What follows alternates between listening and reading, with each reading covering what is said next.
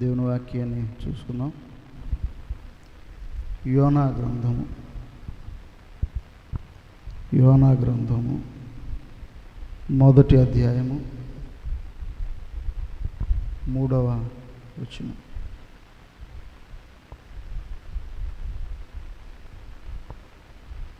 యోనా గ్రంథము మొదటి అధ్యాయము 3వ వాక్యం.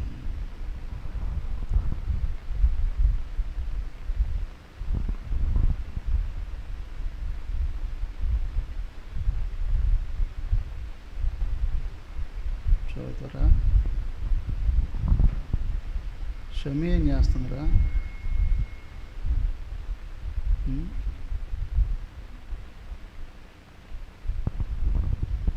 అయితే యోనా 3వ వచనం. అయితే యోనా యెహోవా సన్నిధి నుండి తర్షీషుకు పారిపోదామని యొప్పేకు వెళ్ళి చదువు. అది ఇది కొంచెం డిఫరెంట్గా ఉంది. 3వ వచనం.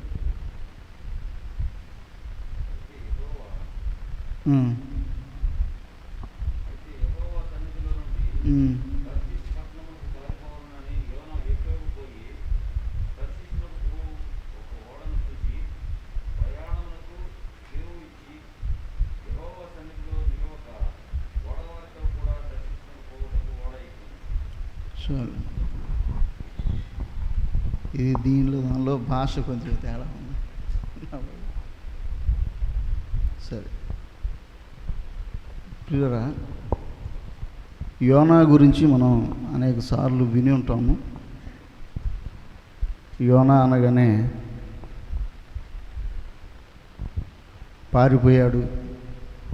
పారిపోయినటువంటి ప్రవక్త అనే అనుకుంటాం. అయితే యోనా పారిపోవడానికి ఒక కారణం ఉంది.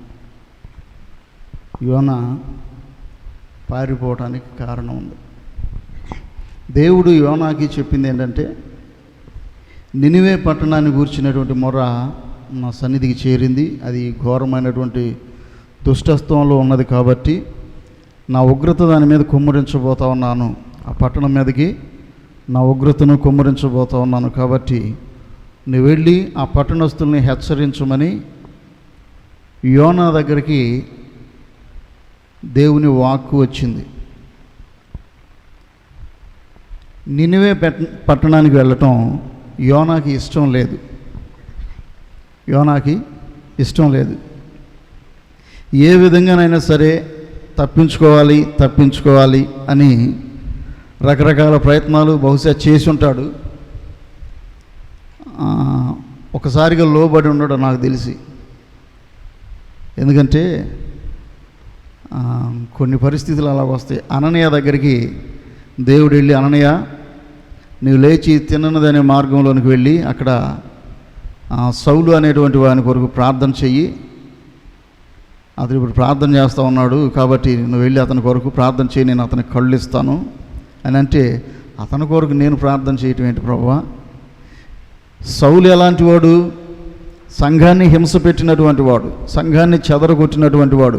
అతడు పెట్టేటువంటి హింసలు తట్టుకోలేక విశ్వాసులు, శిష్యులు అనేక ప్రాంతాలకు చెదరిపోయారు. అలాంటి వాడి కోసం నేను ప్రార్థన చేయటం ఏంటి, నన్ను వెళ్ళమంటావేంటి అని ఈ అననీయ ప్రభువారితో ఎదురు మాట్లాడతాడు. అప్పుడు సౌలు విషయంలో దేవుని చిత్తం ఏంటో ప్రభు అననీయకి చెబుతాడు. అన్యజనుల ఎదుటను, యూదుల ఎదుట, రాజుల ఎదుట నా నామమును భరించుటకు నేను ఏర్పరచుకునే సాధనం అతను. కాబట్టి నువ్వు వెళ్ళి ప్రార్థన చేయి, అతనికి కళ్ళు ఇస్తాను. నా నామము నిమిత్తం అతడు ఎన్ని హింసలు పొందాలో నేను అతనికి చూపిస్తా. ఇప్పటివరకు సంఘాన్ని హింస పెట్టాడు కదా, ఇప్పుడు అతను ఎలాగ హింసించబడాలో నేను అతనికి చూపిస్తాను. నువ్వు వెళ్ళి ప్రార్థన చేయని చెప్పి, అంటే ఒక రకంగా ఒక విధంగా చెప్పాలంటే వాళ్ళిద్దరి మధ్య చిన్న డిస్కషన్ జరిగింది. అననీయ అంటాడు, అలాంటి వాడి కోసం నేను ప్రార్థన చేయటం ఏంటి ప్రభా, నేను వెళ్ళను అంటాడు. ప్రభువారు అంటాడు, నువ్వు వెళ్ళి అతని కోసం ప్రార్థన చేయి, నేను అతనికి నీ ప్రార్థన బట్టి నేను అతనికి కళ్ళు ఇస్తాను అని. అలాగే మోషే దగ్గరికి దేవుడు వచ్చినప్పుడు, అయ్యా నేను వెళ్ళను, నా వల్ల కాదు అని రకరకాల సాకులు చెప్పాడు తప్పించుకోవడానికి. ఎందుకంటే వెళ్ళటం ఇష్టం లేదు. యోనాకి కూడా నినివేకి వెళ్ళటం ఇష్టం లేదు కాబట్టి బహుశా చాలా రకాల సాకులు చెప్పిన తర్వాత దేవుడు బలవంతాన్ని ఒప్పించి పంపించుంటాడు నాకు తెలిసి. సరే, వచ్చినోడు ఆ ఓడరేవు దగ్గరికి వచ్చి ఆలోచించాడు, వెళ్ళాలా వద్దని. మరలా బలహీనమైన మనసు, తర్షీష్కి వెళ్ళడానికి బయలుదేరాడు. సుమారుగా 800 కిలోమీటర్ల దూరం తర్షీష్, యోనా నివసిస్తున్నటువంటి పట్టణం నుండి, ఆ ప్రాంతం నుండి తర్షీషు 800 కిలోమీటర్ల దూరం సుమారు. అంత దూరం పారిపోవాలని చూశాడు యోనా. పారిపోవాలని తర్షీషు వెళ్ళేటువంటి ఓడ ఎక్కాడు. రెండు ఆపోజిట్ అన్నమాట. నినివే ఇటు ఉంటే తర్షీషు ఇటు ఉంటుంది, ఆపోజిట్. దూరంగా పారిపోవాలని ప్రయత్నం చేశాడు. ఎందుకంటే వెళ్ళటం ఇష్టం లేదు కాబట్టి. చాలా సందర్భాలలో మనకి ఇష్టం లేని పనులనే దేవుడు చేయమని అడుగుతాడు. అది మనకి ఇష్టం ఉండదో కానీ దేవుడు అది చేయమంటాడు. కొన్నిసార్లు మనకి ఇష్టమైనటువంటి పనిని వద్దు అంటాడు. మన ఇష్టానికి వ్యతిరేకమైనటువంటి విధంగా దేవుడు మనతో మాట్లాడుతుంటాడు. కొన్నిసార్లు మన ఇష్టానికి వ్యతిరేకమైన విధంగా దేవుడు మాట్లాడుతూ ఉంటాడు. యోనా పరిస్థితి అదే. నినివేకి వెళ్ళడం ఇష్టం లేదు, తప్పించుకోవాలని ఎన్నో రకాల సాకులు చెప్పుంటాడు, కుదరలేదు. బలవంతాన బయలుదేరి వచ్చి కూడా తర్షీష్కి వెళ్తున్నాడు, నినివేకి వెళ్ళకుండా. సరే, వెళ్ళేవాడు. ఇప్పుడు మనకి సహజంగా ఎవరికైనా సరే విశ్వాసులు అన్నటువంటి వారికి దేవుడు ఒక పని చెప్పినాక అది మనం చేయలేకపోయాం అనుకోండి. దేవుడు ఏదో ఒక పని, లేదా దేవుని సేవకులు ఒక పని అప్పచెప్పారు, అది చేయలేకపోయాం అనుకోండి, మనం మనసులో ఒకలాంటి బాధ అనిపిస్తూ ఉంటుంది కదా. అరే, చెప్పారు చేయలేకపోయాం అనే బాధ ఉంటుంది. అది దేవుడే మాట్లాడాడు అనుకోండి, అది చేయలేకపోయాం, ఇంకా బాధ ఉంటుంది కదా. దేవుడు నాతో మాట్లాడాడు, అయినా నేను విధేయత చూపించలేకపోయాను అని బాధ ఉంటుంది. కానీ యోనా యొక్క పరిస్థితి ఏంటంటే, నేను దేవుని మాట వినలేదు, దేవుని చిత్తానికి వ్యతిరేక దిశలో నేను ప్రయాణం చేస్తున్నాను అని తెలిసిన యోనా యొక్క పరిస్థితి ఎలాగున్నదయ్యా అంటే, ప్రశాంతంగా వెళ్ళి నిద్రపోతున్నాడు. అంటే నినివేకి వెళ్ళటానికి ఏ మాత్రం మనసు అంగీకరించకుండా దూరంగా వెళ్ళిపోతూ కూడా కనీసం నేను అవిధేయత చూపిస్తున్నాను నినివే విషయంలో అనే బాధ కూడా లేదు ఆయనకి. నినివే విషయం యోనాకు తెలుసు, దేవుడు చెప్పాడు, నువ్వు వెళ్ళి ప్రకటన చెయ్యి, నీ ప్రకటన విని వాళ్ళు మారు మనసు పొందితే సరి, లేదంటే వాళ్ళ మీద ఉగ్రత కుమ్మరించబోతూ ఉన్నాను నేను అని చెప్పాడు. యోనా ప్రకటించకపోతే వాళ్ళకి తెలియజేయబడదు, వాళ్ళకి విషయం తెలియజేయబడకపోతే వాళ్ళు సరి చేసుకోరు, మారు మనసు పొందరు, ఆ విధంగా నాశనం అయిపోతారు అనే విషయం యోనాకు తెలుసు. 120,000 మంది యొక్క రక్షణ భారము తన మీద ఉన్నది, తన మాట మీద ఉన్నది అని యోనాకు తెలిసి కూడా ఏం చేస్తున్నాడండి? ప్రశాంతంగా నిద్రపోతున్నాడు. బయట పరిస్థితి ఎలాగుంది? సముద్రంలో తుఫాను రేగింది, ఓడ మునిగిపోయేటువంటి పరిస్థితి, ఓడలో సరుకులన్నీ పడేశారు. అన్యజనులు అందరూ కలిసి వారి వారి దేవుళ్ళు దేవతలకి పూజలు ప్రార్థనలు చేస్తూ ఉన్నారు వారి పద్ధతుల ప్రకారం. కానీ మనోడు ఏం చేస్తున్నాడు? ప్రార్థనలో పెనుగులాడుతూ ఉన్నాడు, యాకోబులాగా కదా. ప్రశాంతంగా నిద్రపోతున్నాడు. అంటే తన మనస్సు ఎంత ప్రశాంతంగా పెట్టుకుని, ఇంక రాడు నా దగ్గరికి దేవుడు. ఎందుకని నేను దూరంగా పారిపోతున్నాడు కదా, ఇంకెక్కడికి వస్తాడు నా దగ్గరికి, పారిపోతున్నాడు అనుకున్నాడేమో మరి. కానీ దేవునికి దూరంగా ఎక్కడికి పారిపోతామండి? దేవుని ఆత్మకు దూరంగా మనం ఎక్కడికి పోలేం. మనం ఎక్కడికి వెళ్ళినా సరే దేవుని ఆత్మ మనల్ని వెంబడిస్తూనే ఉంటుంది, దేవుడు మనల్ని చూస్తూనే ఉంటాడు. ఆయనకు కనిపించని సృష్టము ఏదీ లేదు అని అన్నాడు. మరొక మాట ఏమో, యెహోవా కనుదృష్టి లోకమందంతటా తన ఎడల యథార్థ హృదయము గలవారిని బలపరచుటకై యెహోవా కనుదృష్టి లోకమందంతటా సంచారం చేస్తుంది. యథార్థ హృదయం గలవారిని బలపరుస్తాడు. లోకమంతా సంచారం చేస్తున్నటువంటి కనుదృష్టికి యథార్థవంతులే కనపడతారా? అందరూ కనపడతారా? అందరూ కనపడతారు. యథార్థవంతుల్ని బలపరుస్తాడంట. మరి మిగతా వాళ్ళను దానికి రివర్స్ చేసుకోవటమే. దానికి రివర్స్ చేసుకోవటమే. కానీ యోనా బహుశా నన్ను చూడడేమనుకున్నాడేమో. వాడు అమరంలోకి వెళ్ళి పండుకొని నిద్రపోతూ ఉన్నాడు. హాయిగా నిద్రపోతున్నాడు. ఆయనకి ఎదురైన అవమానం మామూలు అవమానం కాదు. అది ఒక అన్యుడు వచ్చి అక్కడ పోయి నిద్రపోతా అని రాసి ఉంది. కానీ మన భాషలో చెప్పాలంటే ఒరే నిద్రపోతాడా, మౌషిగా చెప్పాలంటే అరే నిద్రపోతాడా, ఏమైందిరా నీకు? బయట పరిస్థితులు ఎలాగున్నాయి? తుఫాను రేగింది, ఓడ మునిగిపోయే పరిస్థితులు, ఓడలో ఉన్న సరుకులన్నీ బయటపడేసాం. నీకేముంది? సంచి తగిలించుకుని వచ్చావు, నిశ్చింతగా నిద్రపోతున్నావు. మా సరుకులన్నీ సముద్రం పాలు చేసాం, మా వ్యాపార వస్తువులన్నీ సముద్రం పాలు చేసాం. ఎవరు దేవుళ్ళకి దేవతలకు వాళ్ళు పూజలో ప్రార్థనలు చేస్తూ ఉంటే నువ్వు ఈడ పండుకొని నిద్రపోతున్నావు. అసలు ఎవరురా నువ్వు? ఎక్కడి నుండి వస్తున్నావు? ఏ జాతి వాడవు నువ్వు అని చెప్పి అడుగుతూ ఉన్నాడు. ఒక అన్యుడు వచ్చి ఒక దైవజనుణ్ణి, ఒక ప్రవక్తని పోయి నిద్రపోతా అన్నాడు అంటే అంతకంటే అవమానం ఏమైనా కావాలండి? అంతకంటే అవమానం ఇంకేమైనా ఉంటుందా?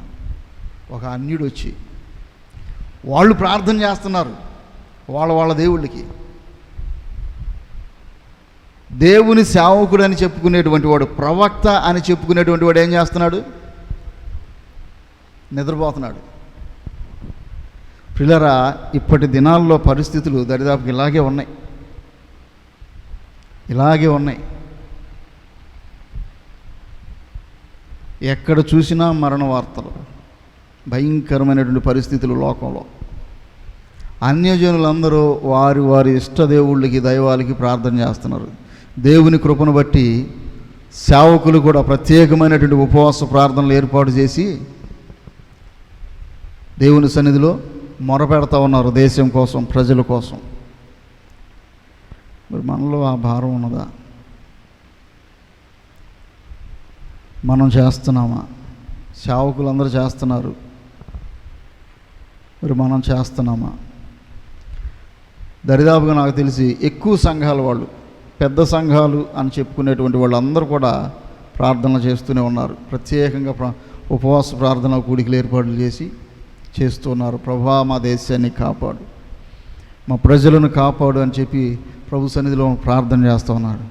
మరి ఎంతమంది యోనాలు ప్రశాంతంగా నిద్రపోతున్నారు?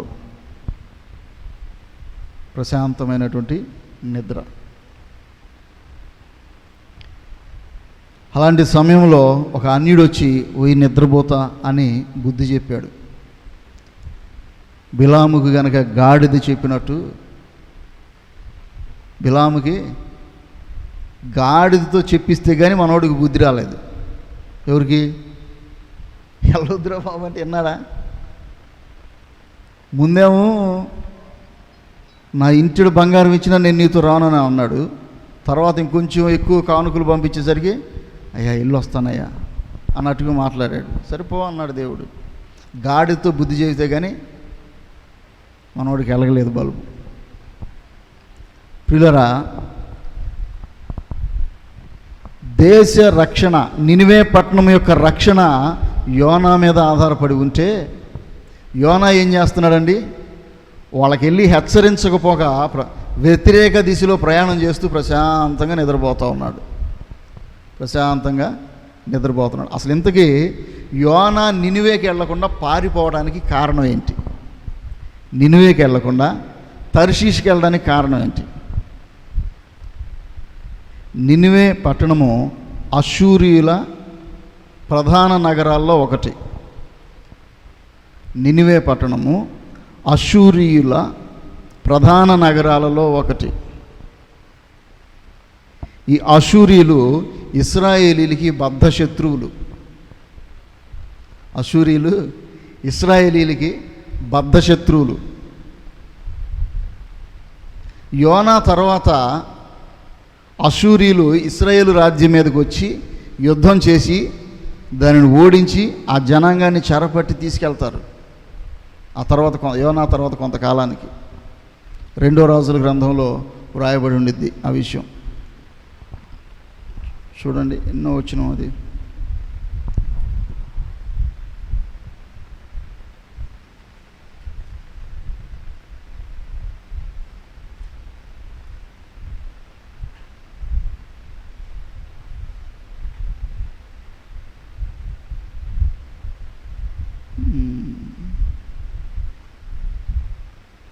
రెండవ రాజుల గ్రంథము 17వ అధ్యాయంలో ఉండిద్ది. 3 నుండి 6 వచనాలు చదివితే అక్కడ అషూరు రాజు ఇశ్రాయేలు దేశం మీదకి దండెత్తి ఆ రాజ్యాన్ని హస్తగతం చేసుకుంటాడు. ఆ 17వ అధ్యాయం మొత్తం మనం చదివితే. సో అలాగా అషూరు రాజ్యానికి ఇశ్రాయేలు రాజ్యానికి బద్ధ విరోధం. శత్రువు వర్ధిల్లుతూ ఉంటే ఎలాగుండిద్ది? ఇప్పుడు మనకి ఎవరితోనన్నా గొడవ అయింది అనుకోండి, సహజంగా లోకంలో సంగతి, ఇద్దరు విరోధులు ఉన్నారు, వాళ్ళల్లో ఒకళ్ళు బాగుపడుతున్నారు అంటే రెండోడు ఏం చేస్తాడు? ఏదో ఒక విధంగా దెబ్బ కొట్టాలనే చూస్తాడు. తల్లి ఇంతకుముందు ఇక్కడికి వచ్చేది, ఇప్పుడు లేరు, ప్రభు సన్నిధికి వెళ్ళిపోయారు. ఆమె చిన్న వయసులో ఉన్నప్పుడు వాళ్ళ మేనత్త రోజు గదిలోకి వెళ్ళి ప్రార్థన చేసుకునేదంట. ఒకరోజు ఏమికి అసలు మా అత్త ఏం ప్రార్థన చేస్తుందో చూద్దామని వినాలనిపించిందంట. ఏమి వెళ్ళి గదిలోకి వెళ్ళి తలుపులు వేసుకొని మోకరించగానే కిటికీ దగ్గరికి వెళ్ళి చిన్నగా కిటికీ డోర్ నెట్టి అలా చెవి పెట్టి వింటా ఉంది. లోపలికి వెళ్ళి ఆ మోకరించి, ఆ పెద్దామె మోకరించి ప్రార్థన చేస్తుంది. ఏమని? ప్రభువా, 2 ఆడపిల్లలు ఉన్నాం మేము, తల్లిదండ్రులు ఇచ్చిన ఆస్తి కొద్దిగా ఉంది, 2 ఆడపిల్లలకి తలా కొద్దిగా ఇవ్వకుండా మొత్తం ఒక్కడే ఆక్రమించుకున్నాడయ్యా మా అన్న. వాడిని ఎలాగైనా సరే నువ్వే చూడాలి. వాడు మాకు రాకుండా మొత్తం ఆక్రమించుకున్నాడు కాబట్టి వాడిని నువ్వే చూసుకో, వాడు వర్ధిల్లకూడదు. ఇంకొక మాట కూడా అన్నాడు, వాడు చావాలి ప్రభు అని చెప్పి ప్రార్థన చేస్తుందంట. వీళ్ళిద్దరికీ ఆస్తుల దగ్గర గొడవ వచ్చింది. ఆస్తి పంచుకునే దగ్గర అన్న చెల్లెళ్ళకి గొడవ వచ్చి అన్న కొరకు చెల్లి ప్రార్థన చేస్తుంది. ఏమని? గొడవ పడ్డారు కాబట్టి, గిట్టదు కాబట్టి ప్రార్థన చేస్తుంది. ఏమని? వాడు చచ్చిపోవాలి. ఎందుకు? నాకు ఆస్తి కూడా మొత్తం ఆక్రమించుకున్నాడు. చిన్న ఆస్తి గొడవల కాడే అలాంటి ప్రార్థన చేస్తే రాజ్యాలు కొట్టుకుంటున్నాయి. బద్ధ విరోధం ఆ రాజ్యానికి ఈ రాజ్యానికి. అలాంటి పరిస్థితుల్లో నినివే పట్టణం బాగుపడాలి, రక్షించబడాలని యోనా కోరుకుంటాడా? ఏంది? కోరుకుంటాడా? కోరుకున్నవాడైతే రక్షణ పొందాలి, నినివే పట్టణస్తులు మారు మనసు పొందాలి, వాళ్ళు రక్షించబడాలి అని గనక అనుకున్నవాడైతే పారిపోడు, వస్తాడు. ఏదో ఒక విధంగా నినివే పట్టణానికి వచ్చి అక్కడ సువార్త ప్రకటించేవాడే. కానీ దూరంగా పారిపోతూ ఉన్నాడు. సముద్రంలో తుఫాను వచ్చింది. అతను వచ్చి అడిగాడు, నువ్వెవరు ఏంటంటే, ఆకాశమునకు సముద్రమునకును సృష్టికర్త అయినా దేవుని సేవకుడిని నేను, హెబ్రీయుడిని అని చెప్పాడు. సరే మరి ఇప్పుడు ఏంటి అని అంటే, నా వల్లనే వచ్చింది, నన్ను నినివేకి వెళ్ళమంటే నేను తర్షీషు పోతున్నాను కాబట్టి ఇది నా వల్లనే వచ్చింది. మరి ఇప్పుడు ఏంటి పరిష్కారం? నన్ను ఎత్తి సముద్రంలో పడేయండి. మామూలుగా అయితే ఒక విశ్వాసి అయినా సరే, నేను తప్పు చేశాను అయినా సరే దేవుడు నన్ను విడిచిపెట్టలేదు, నన్ను వెంబడిస్తూ ఉన్నాడు అనుకున్నప్పుడు మామూలు విశ్వాసి అయినా ఏం చేస్తాడు? మోకరించి, ప్రభా నువ్వు నన్ను నినివేకి వెళ్ళమన్నావు, నేనేదో తప్పు అయిపోయింది, నన్ను క్షమించయ్యా, తర్షీషుకు పారిపోతా ఉన్నాను, వాళ్ళు రక్షించబడటం నాకు ఇష్టం లేక నేను తర్షీషుకి వెళ్ళిపోతా ఉన్నానయ్యా, నన్ను క్షమించు, ఒక అవకాశం ఇచ్చి నేను ఏదో ఒక విధంగా మళ్ళీ నినివేకి వెళ్తాను ప్రభా అని ప్రార్థన చేయాలి. కానీ యోనా ఏమంటున్నాడు?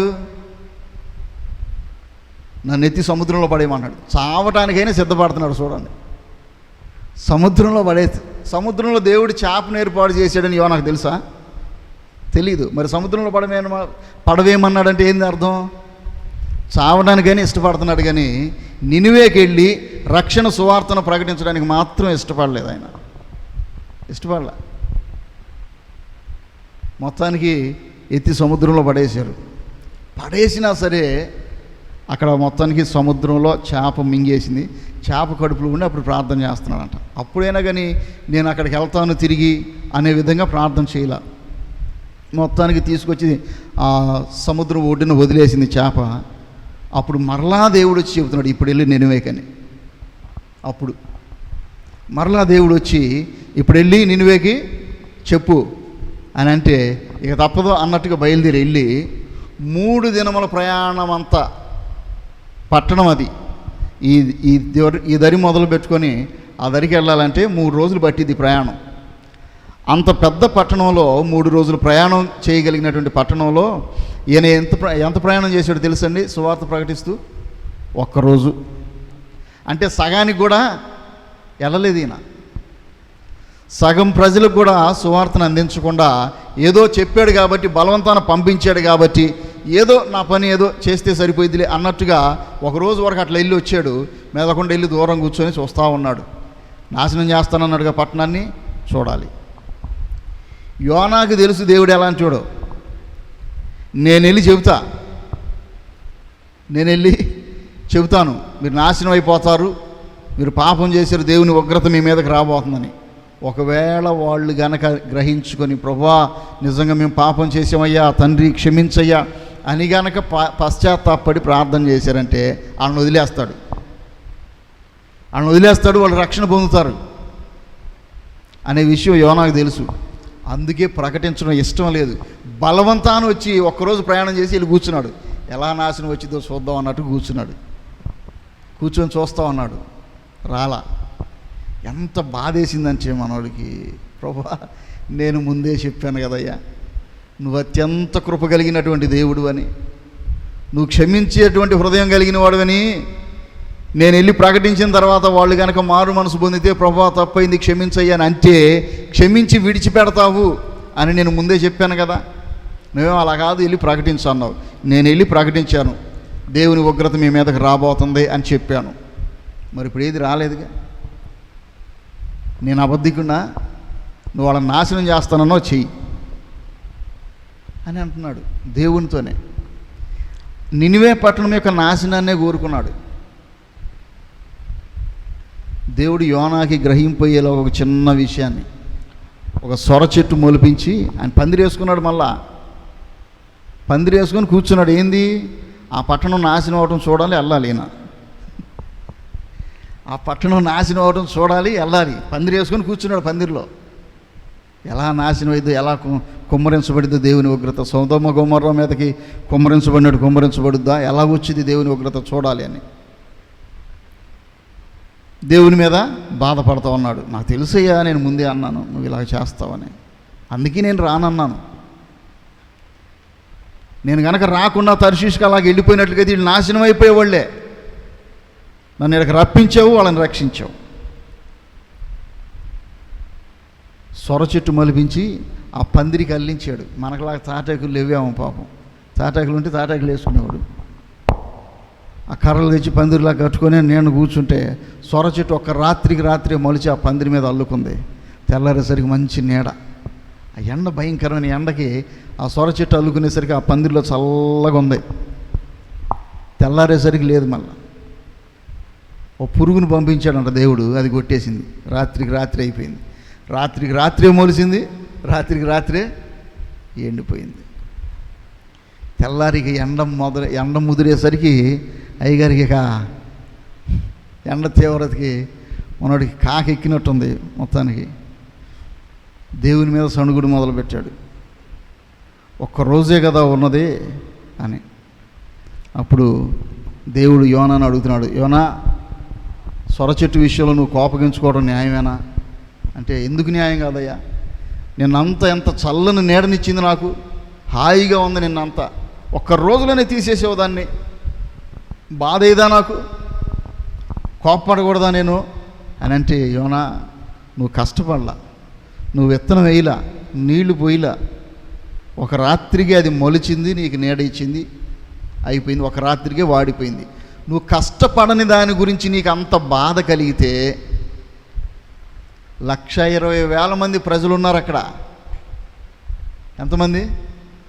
1,20,000 మంది ప్రజలు ఉన్నారు అక్కడ. వాళ్ళ విషయంలో నేను ఎంత బాధపడాలి? వాళ్ళ నాశనాన్ని కోరుకుంటావా నువ్వు? నేను ఏమని చెప్పాను? నువ్వు హెచ్చరించి రమ్మన్నాను. హెచ్చరించిన తర్వాత వాళ్ళు పశ్చాత్తాపడితే నేను క్షమిస్తాను, లేదంటే నువ్వు అనుకున్నట్లే వాళ్ళ మీద ఉగ్రత వచ్చేది. వాళ్ళు పశ్చాత్తాపడ్డారు కాబట్టి నేను వాళ్ళని క్షమించాను. నువ్వెందుకు బాధపడుతున్నావు అని యోనాని దేవుడు అడగడం జరిగింది. సరే, అంతటితోటి అది మనందరికీ తెలిసిన విషయం ఏంటంటే ప్రియులరా, యోనా యొక్క ప్రకటన మీద 1,20,000 మంది రక్షణ ఆధారపడి ఉన్నది యోనా మీద. ఒక యోనా ఎంతమందిని రక్షణలోనికి నడిపించాలి దేవుని ప్రణాళికలో? 1,20,000 మందిని. నీ విషయంలో దేవుని ప్రణాళిక ఏంటి? ఊరికే పిలుచుకున్నాడా దేవుడు మనల్ని? ఏమండి, ఊరికి నేను పిలుచుకుంది దేవుడు మనల్ని? ఏం ఆలోచన లేదా దేవునికి మన పట్ల? ఏ ప్రణాళిక లేదా? వచ్చి కూర్చొని కాసేపు పాటలు పాడి కాసేపు ప్రార్థన చేసి వాక్యం విని వెళ్ళిపోయి మన పనులు మనం చేసుకోవటమేనా? దేవుని కొరకు ఏం చేయగలేమా మనం? ఒక్కలనైనా సువార్త చెప్పి లేదా సాక్ష్యం చెప్పి దేవుని సన్నిధికి నడిపించలేమా? ఏమండి ప్రియులారా, పరిశీలన చేసుకోవాలి. ఎంతమంది రక్షణ నీ మీద ఆధారపడి ఉన్నదో తెలుసా? నీ కుటుంబ సభ్యుల రక్షణ నీ మీద ఆధారపడి ఉంది. నీ కుటుంబ సభ్యులు రక్షించబడాలి అంటే నీ ప్రార్థన, నీ సాక్ష్య జీవితం. నువ్వు వాళ్ళకి వాక్యం చెప్పకపోవచ్చు, నీ ప్రార్థన, నీ సాక్ష్య జీవితం, వీటిలో ఏది లేకపోయినా, నీ కుటుంబీకులు రక్షణ పొందకపోయినా వాళ్ళని గురించి నీవు దేవుని సన్నిధిలో లెక్క చెప్పాలి. నీ కుటుంబ సభ్యులే కాదు, మనం నివసిస్తున్నటువంటి ప్రాంత ప్రజల యొక్క రక్షణ మన మీద ఆధారపడి ఉన్నది. ఎక్కడో ఇశ్రాయేలు దేశంలో ఉన్నటువంటి యోనాని తీసుకొచ్చి నినివే పట్టణంలో నిలవబెట్టి, ఆయనకి ఇష్టం లేకపోయినా సరే నిలవబెట్టి వాడుకొని 1,20,000 మందిని రక్షణలోనికి నడిపించుకున్నాడు ప్రభువారు. కానీ మన చుట్టూ ఉన్నటువంటి వారి పరిస్థితి ఏంటి? ఒక దేశం నుండి ఇంకొక దేశానికి నడిపించి యోనాని అంతమందిని రక్షణలోనికి నడిపించినటువంటి ప్రభువు మరి మన పట్ల ఎలాంటి ప్రణాళిక కలిగి ఉన్నాడు? మనం ఇంకొక దేశానికి వెళ్ళకపోవచ్చు, ఇంకొక ఊరికి వెళ్ళలేకపోవచ్చు, కానీ మనము నివసిస్తున్నటువంటి ప్రాంత ప్రజల యొక్క రక్షణ విషయంలో మన బాధ్యత ఏంటి? ఎప్పుడైనా కానీ బాధ్యత తీసుకుని, ప్రభువా మా ప్రాంత ప్రజలు, నేను చాలాసార్లు చెప్తూ ఉంటాను, మిశ్రిత జనాంగం ఉన్నటువంటి ప్రదేశం మందే. రకరకాల ప్రజలు ఉన్నారు. హైందవులు ఉన్నారు, మహమ్మదీయులు ఉన్నారు, నామకార్థ క్రైస్తవులు ఉన్నారు, రక్షణ పొందినటువంటి క్రైస్తవులు ఉన్నారు, దేవుడు లేడు అని చెప్పేవాళ్ళు కూడా ఉన్నారు మన చుట్టుప్రక్కలే, మన ప్రాంతంలోనే. ఇలాంటి అన్ని రకాలు కలిగినటువంటి మిశ్రిత జనాంగం కలిగినటువంటి ప్రజల మధ్యలో మనం ఉన్నాం. ప్రభువా మా ప్రాంతం రక్షణ పొందాలి. ఈ దినాల్లో ఎంతమంది రక్షణ లేకుండానే లోకాన్ని విడిచి వెళ్ళిపోతున్నారండి. రక్షణ పొందకుండానే లోకాన్ని విడిచి వెళ్ళిపోతూ ఉన్నారు. వాళ్ళ గురించి ప్రభు మనల్ని లెక్క అడిగితే ఏం చెప్తాం? ఫలానా ప్రాంతంలో ప్రజల యొక్క రక్షణ బాధ్యత నీ మీద పెట్టి నువ్వు ప్రార్థన చేస్తే వాళ్ళకి, నువ్వు సాక్ష్యం చెబితే వాళ్ళకి, నువ్వు సువార్త చెబితే వాళ్ళకి, నీ సువార్తను బట్టి, నీ సాక్ష్యాన్ని బట్టి, నీ ప్రార్థనను బట్టి వాళ్ళని రక్షణలోనికి నడిపించాలని నేను ప్రణాళిక కలిగి ఉన్నాను. కానీ నీ వాళ్ళని నిర్లక్ష్యం చేసావు. ఇప్పుడు వాళ్ళు రక్షణ పొందకుండానే లోకాన్ని దాటిపోయారు. వాళ్ళ ఆత్మను గురించి నువ్వేం లెక్క చెబుతావు అని చెప్పి ప్రభు అడిగితే ఏం చెబుతాం మనం? ఏమండి, ధనవంతుడు ఉన్నాడు, ధనవంతుడు లోకస్తుడా కాదు, దేవుని ఎరిగిన వాడే, విశ్వాసి అని చెప్పుకునేవాడే. కానీ ఎక్కడికి వెళ్ళాడు? అగ్నిగుండంలో ఉన్నాడు. అక్కడికి వెళ్ళి ప్రార్థన చేస్తున్నాడు. ఎవరి కోసం ప్రార్థన చేస్తున్నాడు? అక్కడికి వెళ్ళి నాకు 5 సహోదరులు ఉన్నారు, వాళ్ళన్నా రక్షణ పొందాలయ్యా అని. సజీవంగా శరీరంలో ఉన్నప్పుడు మరి వాళ్ళ కొరకు ప్రార్థన చేసాడో లేదో నాకు తెలియదు. చనిపోయిన తర్వాత అగ్నిగుండంలో ఉండి ప్రార్థన చేస్తున్నాడు. ఉపయోగమా? జవాబు వస్తుందా? లేదు. ఇప్పుడు వాళ్ళు నరకానికి వస్తే, ఆ ఉన్నటువంటి 5 సహోదరులు కూడా నరకానికి వస్తే, ఆ ఆత్మల విషయంలో లెక్క ఎవరిని అడుగుతాడు దేవుడు? ఇతన్నే అడుగుతాడు, ఈ ధనవంతుడినే. మొదటిగా నిన్ను రక్షించుకొని నీ ద్వారా నీ సహోదరుని రక్షణలోనికి నడిపించాలని నేను ప్రణాళిక కలిగి ఉంటే, రక్షించబడినటువంటి నీవు నీ రక్షణను కాపాడుకోకపోగా, వాళ్ళ రక్షణ కొరకు ప్రార్థన చేయలేదు, వాళ్ళని రక్షణలోనికి నడిపించకపోగా నీ రక్షణ కూడా పోగొట్టుకున్నావు, ఏం చెప్తాడు? సిగ్గుతో తలదించుకోవడం తప్ప ఇంకేమన్నా ఆయనకి లేదు, ఛాన్స్ లేదు. ఇంకా తలదించుకునే ఛాన్స్ కూడా లేదు, అయిపోయింది ఆయనకి. ఇంకా మనకు అడదాకా రాలేదు, కొంత సమయం ఉంది మనకి. ఇంకా ప్రభు మనల్ని లెక్క అడిగితే ఏం చెప్తాం? దాటిపోతూ ఉన్నారు ఒక్కొక్కరు లోకాన్ని విడిచి, మన ప్రాంతంలోనే, మన కుటుంబాలలోనే. వాళ్ళని గురించి ప్రభు సన్నిధిలో ఏమి లెక్క చెప్తాం మనం? పారిపోవాలని చూశాడు యోనా, పారిపోనిలా లాక్కొచ్చాడు, కూర్చోబెట్టాడు. 3 రోజులు ప్రయాణం చేయాలయ్యా, తిరిగి చెప్పాయా అని అంటే, ఒకరోజు వెళ్ళాడు, మేలకొండ వెళ్ళి కూర్చున్నాడు.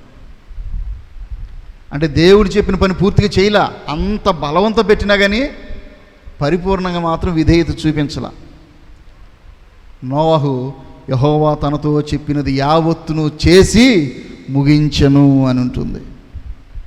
నోవహు విషయంలో ఓడగట్టమని చెబితే దేవుడు ఏదైతే చెప్పాడో, ఏదైతే కొలతలు ఇచ్చాడో, ఏ కర్రతో చేయమన్నాడో ఆ కర్రతో, ఆ కొలతల ప్రకారం ఓడ పరిపూర్ణంగా చేసి ముగించాడు.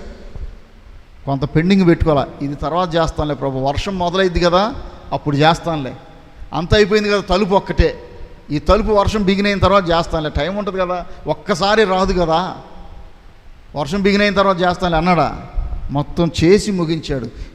నోవహు ఆ ఓడ చేసి ముగించిన తర్వాతే వర్షం మొదలైంది. కానీ యోనా ఏం చేస్తున్నాడండి? దేవుడు చెప్పిన దానిలో సగం కూడా చేయలే. సగం విధేయత కూడా కాదు. సౌలు దగ్గరికి వెళ్ళాడు దేవుడు, నీవు అమాలేకీయుల మీదకి యుద్ధానికి వెళ్ళి ఆ పట్టణాన్ని సమూలంగా కాల్చివేయి అని చెబితే, ఆ రాజును బంధించి తెచ్చుకున్నాడు సౌలు. బాగా బలిసినటువంటి ఆ పశువుల్ని, గొర్రెల మొత్తాన్ని తెచ్చి పక్కన కట్టేసుకున్నాడు. ఏమయ్యా సౌలా, నేను చెప్పింది చేసావా అంటే, అవునయ్యా చేశాను, అమాలేకీయుల పట్టణాన్ని నాశనం చేశాను. మరి అయితే నాకు వినపడుచున్న పశువుల అరుపులు ఎక్కడవి అని అడుగుతాడు సమూయేలు. యెహోవాకు బలియటానికి తెచ్చాడంట. శాపగ్రస్తమైన ఈ కాల్చివేయమని చెబితే దేవుడు ఆ శాపగ్రస్తమైన వాటిలో నుండి తీసుకొచ్చి ఏం చేస్తాడంటేనా, దేవునికి అర్పిస్తాడంట. దేవుడు వద్దురా బాబాయ్ శాపగ్రస్తమైన తీసుకురావద్దని చెప్తే, లేదయ్యా అయ్యే తెచ్చి నీకు అర్పిస్తా. సగం విధేయత. పశువులన్నింటిని చంపాడు, వాటిలో బలిసిన వాటిని మాత్రం తెచ్చి కట్టేసుకున్నాడు. సగం విధేయత. ఈ రోజుల్లో మన విధేయత అనేది పరిపూర్ణంగా విధేయత చూపుతున్నామా ప్రభుకి? సగమేనా? కొన్ని విషయాల్లో విధేయత, కొన్ని విషయాల్లో అవిధేయత. అలాగున్నదా? అయితే నీ రక్షణ, నీవు పొందినటువంటి రక్షణలోనే ఇంకా నిలిచి ఉన్నావా లేదా డౌటే. అవిధేయత వచ్చింది అంటే విధేయులముగా ఉన్నామా, అవిధేయులముగా ఉన్నామా? యోనా పారిపోవాలని చూసినా సరే దేవుడు బలవంతంగా తెచ్చి చూపించి, చేయవయ్యా ఈ పని అంటే సగం చేశాడు. ప్రియులరా, మన నుండి ప్రభు ఆశించేది పరిపూర్ణమైనటువంటి విధేయత. రెండోది, మన ప్రాంత ప్రజలు, మన కుటుంబీకుల యొక్క రక్షణ మన మీద ఆధారపడి ఉన్నది. ప్రభు నన్ను రక్షించినటువంటి మొదటి దినాల్లో నేను చాలాసార్లు చెప్పాను, మా బంధువులు లిస్టు తీసుకున్నాను, ఏ ఊర్లో ఉన్నారు మాకు బంధువులు అని. అంటే నాకు తెలిసినటువంటి, మా దగ్గర బంధువులు, నాకు తెలిసిన వాళ్ళ లిస్టు ఒకటి తయారు చేసుకొని నెలకో 2 నెలలకో ఒక ఊరు వెళ్ళేవాడిని. ఒక 2 రోజులు అక్కడ ఉండి, ఒక ఇంట్లో బంధువులు ఉంటారు కదా, ఆ బంధువుల ఇంట్లో, ఆ ఇంట్లో ఉండి 2 రోజులు వాళ్ళ కోసం ప్రార్థన చేసి, ఒకరోజు ఆ కుటుంబీకులందరూ ఒక చోట కూర్చి వాళ్ళకి దేవుని సాక్ష్యం చెప్పి, వాక్యం చెప్పడం కూడా రాదు నాకు అప్పుడు, వాళ్ళకి సాక్ష్యం చెప్పి నన్ను ఇలాగ ప్రభు రక్షించుకున్నాడు, ఇలాంటి వాడిని ప్రభు నన్ను ఇలాగ రక్షించుకున్నాడు, మీరు కూడా దేవుని తెలుసుకోండి అని వాళ్ళకి సువార్త చెప్పి నా సాక్ష్యం చెప్పి వచ్చేసేవాడిని. దేవుని కృపను బట్టి అలాగ నేను తిరిగి దర్శించినటువంటి మా బంధువుల కుటుంబాల్లో చాలామంది రక్షణ పొందారు. హల్లెలూయా, చాలామంది రక్షణ పొందారు. ప్రియులారా, చెప్పడమే మన పని. యోనా వెళ్ళి చెప్పాడు అంతే. వాళ్ళకి మారు మనసులోనికి నడిచేలాగా ఆ హృదయాన్ని వాళ్ళకి ఇచ్చింది మాత్రం దేవుడే. వాళ్ళ పాపాన్ని గ్రహించుకొని ప్రభు వైపు తిరిగేలాగా. ఎప్పుడైతే దేవుని ఉగ్రత రాబోతుందని తెలిసిందో నినివే పట్టణస్తులకి, రాజు దగ్గర నుండి దాసుని వారికి దేవుని సన్నిధిలో మోకరించి గోనె పట్ట కట్టుకొని మొరపెట్టడం ప్రారంభించారు. వాళ్ళ మొర విన్నటువంటి ప్రభు వారిని రక్షించాడు, ఆ ఉగ్రత నుండి తప్పించాడు. నీవు చేసేటువంటి ప్రార్థన, నీవు చెప్పేటువంటి సాక్ష్యము, నీ యొక్క మాదిరి జీవితం వాళ్ళల్లో పరివర్తన కలిగించాలి. వాళ్ళు ప్రభు వైపు తిరగాలి. అది దేవుని ఉద్దేశం, దేవుని సంకల్పం. ఆ విషయంలో మనం విధేయత చూపుతున్నామా, అవిధేయులముగా ఉన్నామా? ఒకవేళ విధేయత చూపినా పరిపూర్ణమైనదా, సగం సగం విధేయత? మనం పరిశీలన చేసుకుందాం. ఒకవేళ అవిధేయత ఉన్నట్లుగైతే, లేదు సగం సగం విధేయత ఉన్నట్లుగైతే ప్రభు సన్నిధిలో పశ్చాత్తాపడదాం. ప్రభువా, నేను పరిపూర్ణంగా నీకు విధేయత చూపించాలి, నీకు లోబడాలి, నీ మాట ప్రకారం నేను చేయాలి. ప్రభువా, నా రక్షణ నేను నమ్మకంగా కొనసాగిస్తూ అనేక మందిని రక్షణలోనికి నడిపించాలి. మా ప్రాంత ప్రజల కొరకు, మా గ్రామ ప్రజల కొరకు, మా బంధువుల కొరకు నీ సన్నిధిలో నేను మొరపెట్టాలి. వారి రక్షణ కొరకు నేను నీ సన్నిధిలో ప్రార్థన విజ్ఞాపన చేయాలి. అలాంటి హృదయం నాకు దయచేయి ప్రభు అని, భారము కలిగిన హృదయం నాకు దయచేయి ప్రభు అని ప్రభు సన్నిధిలో ప్రార్థన చేసుకుందాం.